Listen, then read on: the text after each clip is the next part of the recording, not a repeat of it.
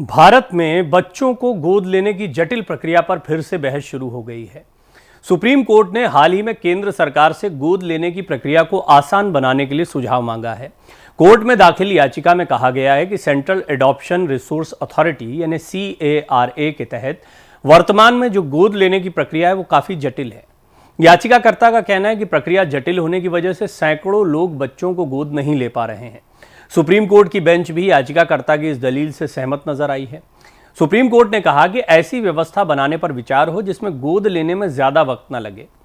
याचिकाकर्ता ने अपनी दलील में कहा, अनाथों की संख्या दिन प्रतिदिन बढ़ती जा रही है, लेकिन गोद लेने वाले बच्चों की संख्या घट ही रही है। लोग गोद लेने को तैयार बैठे हैं, लेकिन उन्हें समय से बच्चा नहीं मिल रहा है। आखिर क्यों? सुप्रीम कोर्ट में केंद्र की ओर से पेश एडिशनल सॉलिसिटर जनरल ऐश्वर्य भाटी ने कोर्ट को बताया कि हम बच्चे और गोद लेने वालों को बेहतर तरीके से परखते हैं, इसीलिए प्रक्रिया में वक्त लगता है। कोर्ट के निर्देश पर हम समय समय पर नियम बदलते भी हैं। अब आपको बताते हैं भारत में बच्चा गोद लेने के नियम क्या हैं।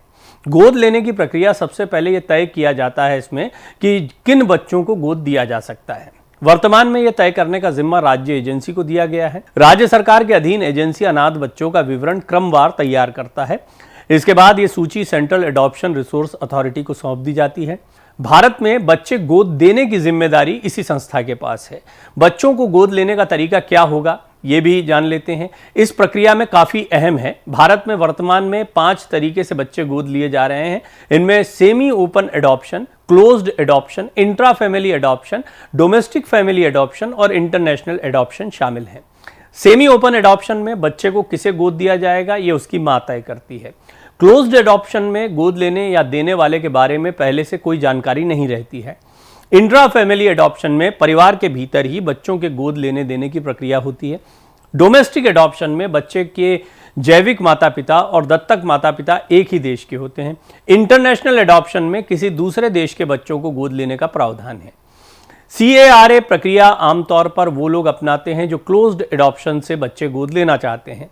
इस प्रक्रिया में सबसे पहले www.cara.nic.in के वेबसाइट पर जाकर अप्लाई करना पड़ता है। अप्लाई करने के वक्त मांगे गए सभी जरूरी दस्तावेज जमा कराने पड़ते हैं। CARA इसके बाद स्थानीय एजेंसी को इसके वेरिफिकेशन की जिम्मेदारी सौंपती है।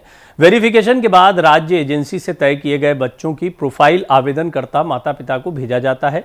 सब कुछ तय होने के बाद कानूनी प्रक्रिया शुरू होती है। आखिरी मुहर निचली अदालत से लगती है, जिसके बाद बच्चे का जन्म प्रमाण पत्र तैयार किया जाता है। कानूनी तौर पर बच्चों को गोद लेने के लिए माता पिता को उससे 21 साल बड़ा होना अनिवार्य है। यानी गोद लिए जाने वाले बच्चे की उम्र 4 साल है तो माता पिता की उम्र 25-25 साल होनी जरूरी है। CARA अनाथ बच्चों को गोद देने के लिए बनाई गई एक नोडल एजेंसी है। इसे देश और अंतरदेश में गोद लेने की निगरानी और विनियमन करने का दायित्व दिया गया है। यह भारत सरकार के महिला एवं बाल विकास मंत्रालय के अधीन काम करती है। CARA की स्थापना साल 1990 में की गई थी। नोडल एजेंसी को मुख्य रूप से 4 काम सौंपे गए। अनाथ बच्चों के बारे में पता लगाना और उसे किसी संस्था में सुरक्षित रखवाना, गोद लेने वाले लोगों से आवेदन के जरिए पूरी डिटेल लेना और उन्हें अनाथ बच्चों के बारे में बताना, जो गोद लेना चाहते हैं उसकी गृहस्थी और स्वास्थ्य के बारे में पूरी जानकारी लेना, गोद लेने की प्रक्रिया को पूरी कराना, बच्चे का जन्म प्रमाण पत्र बनवाने में मदद करना। भारत में गोद लेने के लिए मुख्य रूप से हिंदू दत्तक तथा भरण पोषण अधिनियम 1956 और JJ एक्ट 2015 है। वर्तमान में JJ एक्ट 2015 के संशोधित स्वरूप के तहत ही बच्चों को गोद दिया जाता है। हिंदू दत्तक तथा भरण पोषण अधिनियम 1956 के तहत हिंदू, सिख और बौद्ध धर्म से आने वाले माता पिता ही बच्चों को गोद ले सकते हैं। वहीं बाल तस्करी को रोकने के लिए 2015 में JJ एक्ट लाया गया। JJ एक्ट की धारा 41 में गोद लेने की विस्तृत प्रक्रिया के बारे में बताया गया है।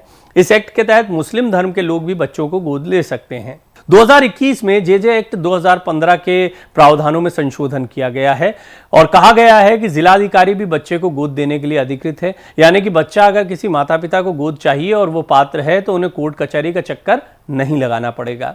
साल 2021-22 में CARA ने बताया था कि बच्चे के गोद लेने से संबंधित 1000 से ज्यादा केस कोर्ट में अप्रूवल के लिए पेंडिंग है।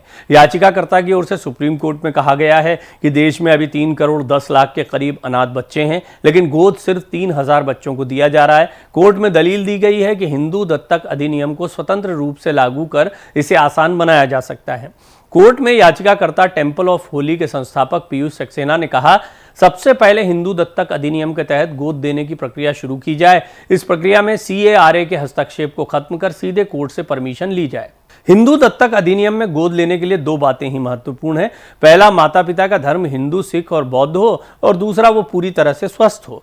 कोर्ट में यह भी दलील दी गई है कि अगर कोई व्यक्ति 26 साल में गोद लेना चाहता है और वो प्रक्रिया में शामिल होता है, लेकिन प्रक्रिया की वजह से उसकी उम्र 32 या 33 साल हो जाती है, तो इस समय तक काफी कुछ बदल जाता है। हो सकता है व्यक्ति 33 साल की उम्र में बच्चा गोद लेना ही ना चाहे।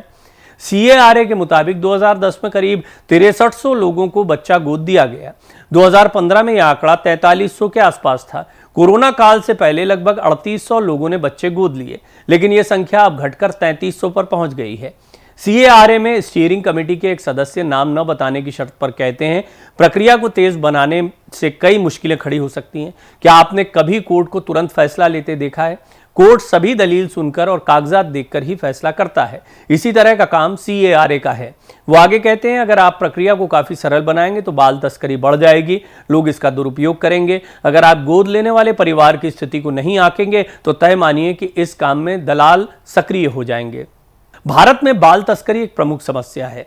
NCRB की एक रिपोर्ट के मुताबिक 2021 में कुल 6533 लोगों की तस्करी होने की जानकारी मिली है, जिनमें से 2877 बच्चे और 3656 वयस्क थे। 2023 में कैलाश सत्यार्थी फाउंडेशन ने इसको लेकर सर्वे किया था, जिसमें कहा गया कि राजधानी दिल्ली में बाल तस्करी के 68% मामले बढ़े हैं।